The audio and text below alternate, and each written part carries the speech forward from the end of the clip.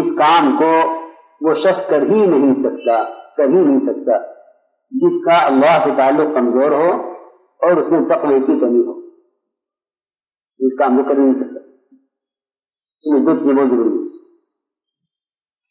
ایک تو تقوی بہت ضروری ہے. کیا تقوی؟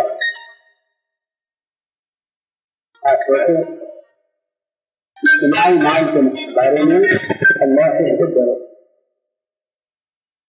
اجتماعی مال کے بارے میں اللہ سے بہت ڈرو، کیونکہ اجتماعی مال میں خیانت دو چیزیں پیدا کرتی. ایک اللہ سے بے تعلقی، اور دوسری بات یہ ہے کہ ساتھیوں میں اپنا اعتماد ختم ہو جاتا ہے.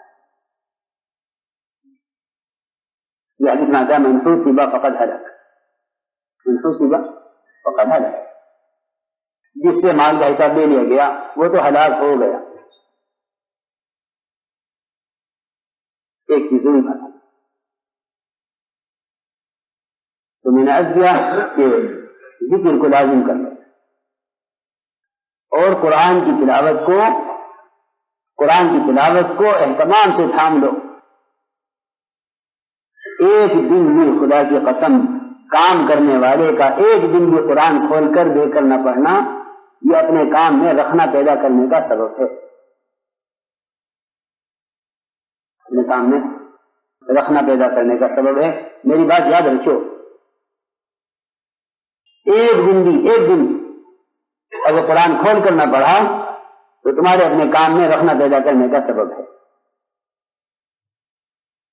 ان سب کے ذہن میں یہ ہے کہ یہ تو انفرادی اعمال ہیں، جو کرے نہیں.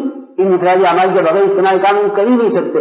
خلفاء راشدین کی ہدایت میں ہے اپنی جماعتوں کو کہ تم جماعت اللہ کے راستے میں نکل رہے ہو، اگر اللہ کی مدد چاہتے ہو تو دو کام اہتمام سے کرنا. ایک رات کا قیام اور ایک قرآن کی تلاوت. ایک رات کا قیام اور ایک قرآن کی تلاوت، یہ دو کام اہتمام سے کرنا. خلفاء راشدین کی ہدایت صحابہ کو رات کا قیام اور قرآن کی تلاوت.